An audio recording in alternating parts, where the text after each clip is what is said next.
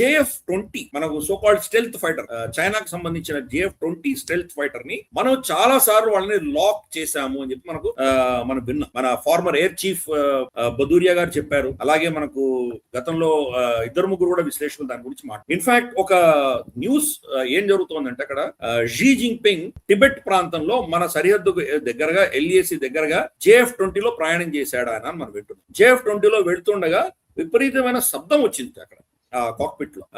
శబ్దం ఎందుకు వచ్చింది అని చెప్పి కిందికి దిగాక వాళ్ళని అడిగితే గనక అది ఆ శబ్దం ఎందుకు వస్తుంది అంటే భారతదేశం మనం లాక్ చేసింది అంటే ఆ స్టెల్త్ కాదు, దాన్ని డిటెక్ట్ చేశారు. వాళ్ళు డిటెక్ట్ చేసి లాక్ చేశారు కాబట్టి వాళ్ళు లాక్ చేసినట్టు మనకు వార్నింగ్ లోపల వస్తుంటుంది. అది ఆ వార్నింగ్ దానివల్ల ఆ సౌండ్ వచ్చింది అని ఆయన చెప్పగానే చాలా కోపం వచ్చి చాలా మందిని డిస్మిస్ చేశాడు. చాలా మందిని కరప్షన్ కేసులో ఎప్పుడు జరిగింది సార్ ఇది కొంతకాలం క్రితం జరిగింది. అది ఎగ్జాక్ట్ డేట్స్ టైం మనకు తెలియదు కానీ ఇవి మెల్లిమెల్లిగా వస్తున్నాయి. ఇవి చైనీస్ సోర్సెస్ నుంచి వస్తున్నాయి, మన సోర్సెస్ కూడా కాదు.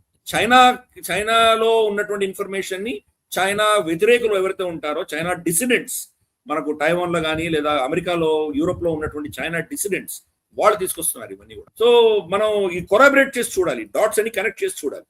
మనకు మన air chief marshal, retired air chief marshal ఇచ్చిన స్టేట్మెంట్, అలాగే ఇప్పుడు చైనా నుంచి వస్తున్నటువంటి కథనం చూస్తే కనుక JF-20ని మనం డిటెక్ట్ చేయగలుగుతున్నాం. మరి JF-35 మనం డిటెక్ట్ చేసామా లేదా మనకు తెలియదు. తిరువనంతపురంలో వచ్చి ఆగింది కదా కొంతకాలం, మన దగ్గర UK JF-35 వచ్చి ఉండింది కదా. దీంట్లో కూడా చాలా కథనాలు ఉన్నాయి. JF-35 ఎక్స్పర్ట్స్ ఏమంటున్నారంటే దాంట్లో వాళ్ళకి ఆప్షన్ ఉంది, స్విచ్ ఆఫ్ చేస్తే కనుక మీకు RCS అంటే రాడార్ క్రాస్ సెక్షన్ కనిపించకుండా పోతుంది. లేదు ఒక్కొక్కసారి ప్రతిసారి చేయాల్సిన అవసరం లేదు, వాళ్ళు దాన్ని స్విచ్ ఆన్ చేసి కూడా రావచ్చు. స్విచ్ ఆన్ చేసి మనకు అది మేము శత్రు విమానం కాదు, మాకు ఏదో ప్రాబ్లం ఉంది, మాకు హెల్ప్ కావాలి అని చెప్పి వాళ్ళు చెప్పడానికి కోసం అని చెప్పి రెడార్కి దొరికేలాగా వాళ్ళు దాన్ని స్విచ్ ఆన్ చేశారు కాబట్టి మనం డిటెక్ట్ చేయగలిగాము. అందుకని వాళ్ళు వచ్చి తిరువనంతపురంలో ల్యాండ్ అయ్యారు అని ఒక వర్షన్ చెప్తున్నారు. ఏదేమైనా కానీ ఈ స్టెల్త్ టెక్నాలజీ అన్నది చాలా ఖర్చుతో కూడినటువంటి $100 million విలువ చేసేటువంటి ఎయిర్క్రాఫ్ట్. అది ఒక ఎయిర్క్రాఫ్ట్ $100 million. దానిలో ప్రతిసారి సార్టీ వెళ్ళి రాగానే మళ్ళీ దానికి పెయింటింగ్, దాని సెరామిక్స్ ఇవన్నీ స్ట్రెచ్ చేయాలి. చిన్న లీకేజ్ ఉన్నా కానీ తెలిసిపోతుంది, రెడార్స్ తెలిసిపోతుంది.